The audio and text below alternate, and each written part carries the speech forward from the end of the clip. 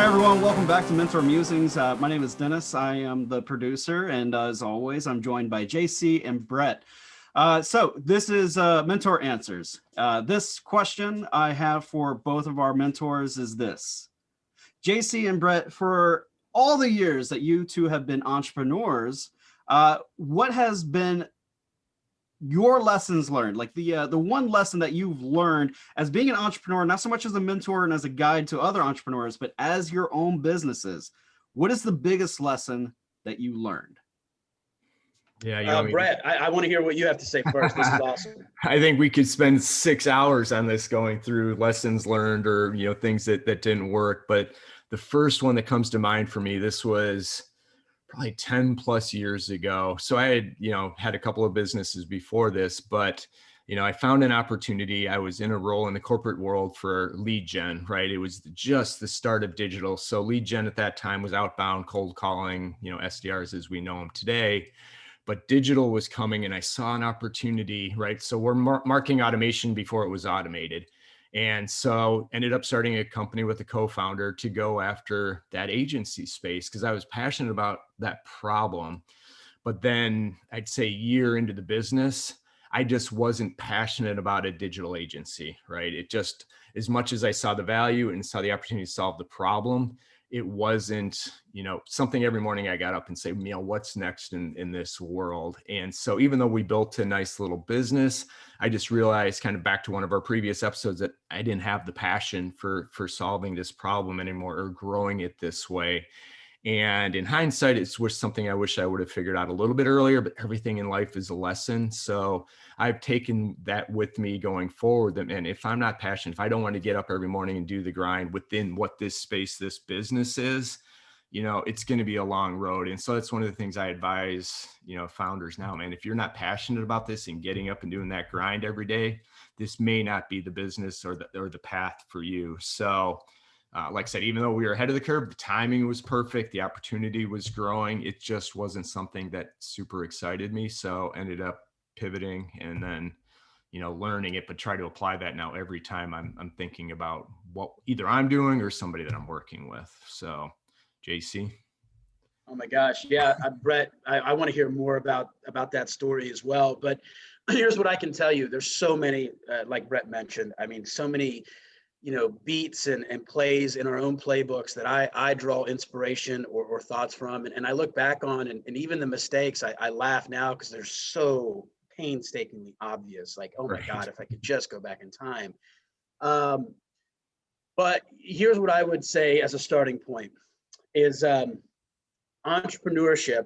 My favorite definition of entrepreneurship is Howard Stevens has said, entrepreneurship is the pursuit of opportunity beyond resources controlled. And, for my companies, Farshore and Dashfire, we never raised external money.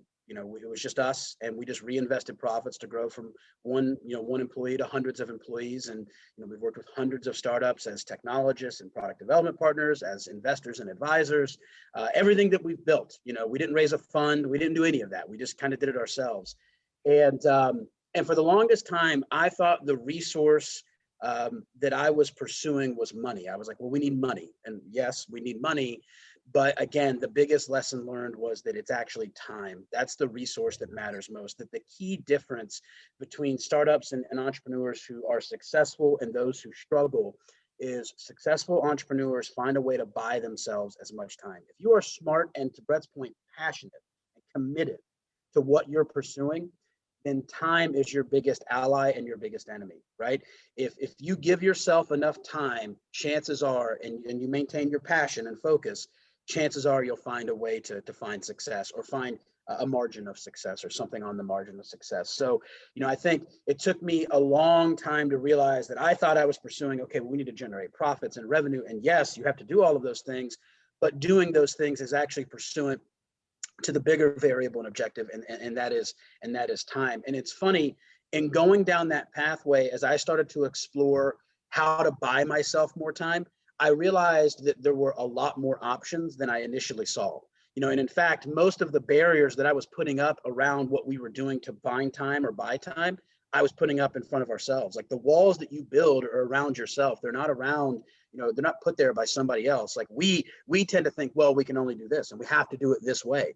And I swear to you, if you just assume that nothing is permanent, no sacred practices, nothing that you're doing today as an entrepreneur has to be done tomorrow, the number of options that open up and the ways that you can buy yourself more time, I mean, it's almost indefinite. So the lesson learned for me was prioritize buying yourself time, and you have a much better chance of success. And in doing that, make sure that you don't assume that the walls that are in front of you are walls that were put there by somebody else. Chances are they were most certainly put there by yourself.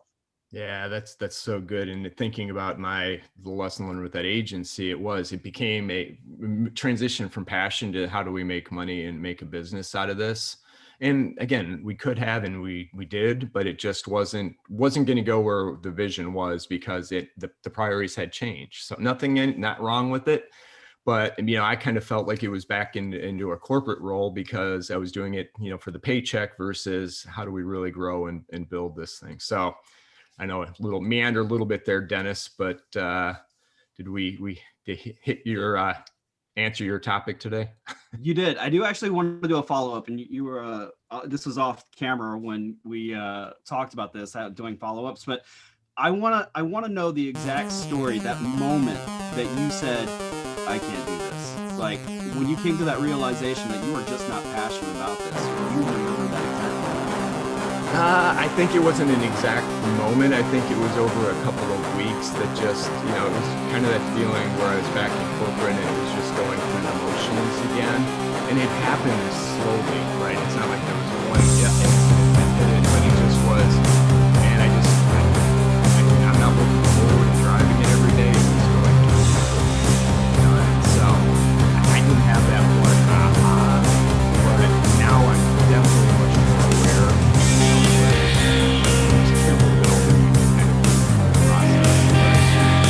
every day right now. I'm on the show. It's just there's a broader target that I'm going after, but it's not going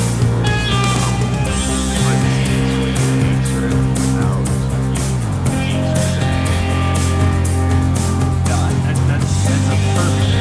Just that I know when people are just they don't feel that passion, other work.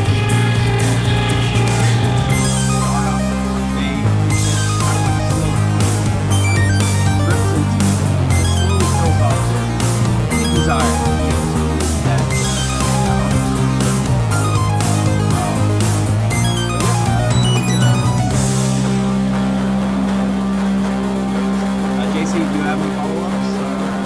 What about you, Brett? No, I think you guys pick up the well there. And I'm sure we're gonna have a lot more lessons learned.